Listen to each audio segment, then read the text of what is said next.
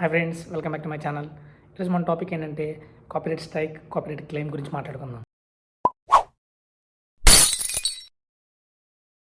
Copyright claim అంటే మనం ఏదైతే వీడియో పబ్లిష్ చేసి ఉంటామో, పబ్లిష్ చేసిన వీడియోలో మన కంటెంట్ కాకుండా అంటే ఎవరైతే చేసి ఉంటారో ఆ పబ్లిష్ చేసిన కంటెంట్లో ఏదైనా మ్యూజిక్ కానీ లేకపోతే పాట కానీ ఇలాంటిది ఏమైనా మనకి దీంట్లో యాడ్ అయినప్పుడు ఆటోమేటిక్గా మనకి కాపీరైట్ క్లెయిమ్ అనేది వస్తుంది. ఈ కాపీరైట్ క్లెయిమ్ అనేది మనకి అంత ఇంపాక్ట్ ఏమి చూపించదు.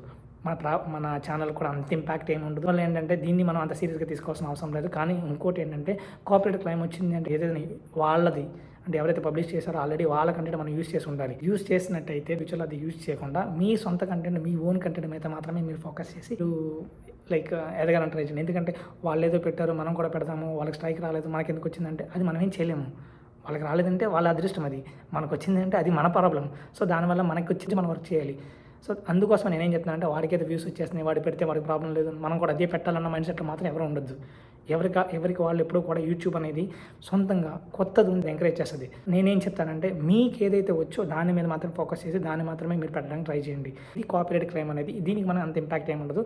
మనం ఏదైతే వాళ్ళు పెడతారు కదా కాపీరైట్ క్లెయిమ్ అనేది, అది మీకు బై ఛాన్స్ అది నిజంగా ఒరిజినల్గా వాళ్ళది మీరు యూటిలైజ్ చేసి ఉంటే కనుక మీరు వాళ్ళకి త్రూ మెయిల్ కానీ ఎలా కాంటాక్ట్ అయ్యి దాన్ని క్లియర్ చేసుకోవచ్చు. లేదంటే కనుక అది ఆటోమేటిక్గా ఎంతైతే మనీ జనరేట్ అవుతుందో రెవెన్యూ, ఆ రెవెన్యూ కాస్త వాళ్ళకి వెళ్ళిపోతుంది.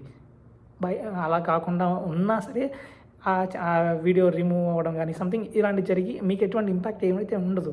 కానీ నేనేం చెప్తాను, క్లెయిమ్ వచ్చినప్పుడు డెఫినెట్గా చెక్ చేసుకుని ఎక్కడైతే ప్రాబ్లం ఉందో దాన్ని ట్రిమ్ చేసుకుంటే బెటర్గా ఉంటుంది. Second one copyright strike. ఇది చాలా ఇంపార్టెంట్. ఎందుకంటే మనకి తెలుసు కాపీరైట్ క్లెయిమ్ అనేది అంత ఇంపాక్ట్ ఏం చూపించదు. అసలు మన ఛానల్కి అసలు ఎటువంటి ఇంపాక్ట్ ఏమీ ఉండదు. బట్ కాపీరైట్ స్ట్రైక్ అనేది మాత్రం చాలా ఇంపాక్ట్. అది ఎలా అంటే ఒక కాపీరైట్ స్ట్రైక్ అనేది చట్టపరంగా ఉంటుంది. చట్టపరంగా మీన్స్ యూట్యూబ్కి కొన్ని రూల్స్ అండ్ రెగ్యులేషన్స్ ఉంటాయి.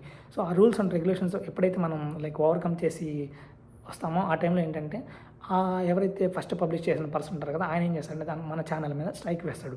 ఎందుకంటే నేను కష్టపడి నేను కంటెంట్ రెడీ చేసుకుని నేను చేసుకున్న వీడియోని అతను నన్ను కాపీ చేసి అతను పేస్ట్ చేశాడు, వల్ల నేను స్ట్రైక్ వేస్తాను అన్న పాయింట్ ఆఫ్లో ఆ స్ట్రైక్ ఉంటుంది. ఈ స్ట్రైక్ అనేది ఇలా వచ్చినప్పుడు డెఫినెట్గా 90 days ఇది ఎక్స్పైర్ అయిపోతుంది. ఇది ఎందుకు చెప్తున్నానంటే మిమ్మల్ని తప్పు చేసి ఇలా కవర్ చేసుకోమని నేను చెప్పట్లా. తప్పు చేయకుండా ఉండడానికి ఈ టైంలో మీరు ఎటువంటి వీడియోస్కి అప్లోడ్స్ కానీ పబ్లిష్ కానీ ఏమీ చేయకూడదు.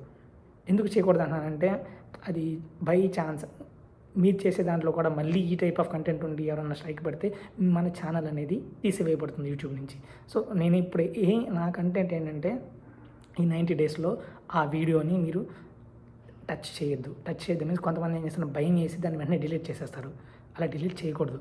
డిలీట్ చేయకుండా మనం ఫస్ట్ దాన్ని క్రాస్ చెక్ చేసుకోవాలి. అంటే ఎక్కడ మన కాపీరైట్ క్లెయిమ్ అని పడింది, మీరు ఒరిజినల్గా వాడుంటే కనుక క్రాస్ చెక్ చేసుకుని వాళ్ళకి లీగల్గా పోవచ్చు.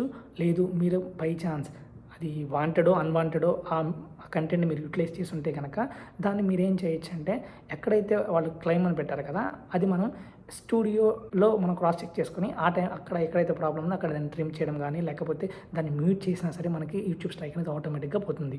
దీనివల్ల ఇది ఒక కంటెంట్. రెండోది ఏంటంటే మనకి ఎంతైతే ఆ ఇన్కమ్ జనరేట్ అవుతుందో ఆ వీడియోకి ఆటోమేటిక్గా ఆ అమౌంట్ అంతా కూడా ఆ పర్సన్కి వెళ్ళిపోతుంది. ఇది నువ్వు 90 days ఆ వీడియోని నువ్వు డిస్టర్బ్ చేయకుండా దాన్ని డిలీట్ చేయకుండా అలా ఉంటే ఈ ప్రాసెస్ జరుగుతుంది. దీనికంటే ముందు ఫస్ట్ స్ట్రైక్ ఎప్పుడైతే వస్తుందో అప్పుడు మీరు యూట్యూబ్ స్కూల్ అనేది కంప్లీట్ చేయాల్సి వస్తుంది. ఆ యూట్యూబ్ స్కూల్ అనేది చాలా చిన్న ప్రాసెస్. దాన్ని ఒకసారి మీరు ఒక వీడియో ఉంటుంది, ఆ వీడియో మొత్తం వినిన తర్వాత వాళ్ళు కొన్ని క్వశ్చన్స్ అడుగుతారు. ఆ క్వశ్చన్స్ మీరు సమాధానం చెప్తే ఆటోమేటిక్గా యూట్యూబ్ స్కూల్ పోతుంది. ఎప్పుడైతే 90 days పూర్తవుతుందో ఫస్ట్ స్ట్రైక్ పడి ఆ 90 days తర్వాత ఇది ఆటోమేటిక్గా స్ట్రైక్ అనేది వెళ్ళిపోతుంది. ఆ తర్వాత మీరు యథావిధిగా మీ పోస్టులు కానీ మీ పబ్లిష్ చేయాల్సిన వీడియోస్ కానీ మీరు పబ్లిష్ చేసుకోవచ్చు. ఈ గ్యాప్లో ఇంకో రెండో సినారియో ఉంది. ఏంటంటే ఒకటి మీరు తప్పుగా అని మీకు అనిపించినప్పుడు అక్కడ మనకి ఎవరైతే స్ట్రైక్ వేస్తారో స్ట్రైక్ వేసిన పర్సన్ యొక్క మెయిల్ ఐడి ఉంటుంది. ఆ మెయిల్ ఐడికి మీరు మెయిల్ కూడా చేయొచ్చు. అంటే 1-to-1 మెయిల్ చేసి సరే ఇలా నేను వాంటెడ్గా చేయలేదు, నాకు ఇది జరిగింది, అలా మీరు కొంచెం దాన్ని స్ట్రైక్ తీసేస్తే కొంచెం ఈ పాయింట్ ఆఫ్లో మీరు డిస్కస్ చేసుకున్నప్పుడు మీ ఇద్దరి మధ్య డిస్కషన్, మీ ఇద్దరి మధ్య ఉన్న కమ్యూనికేషన్ బట్టి వాళ్ళు రిమూవ్ చేయొచ్చు.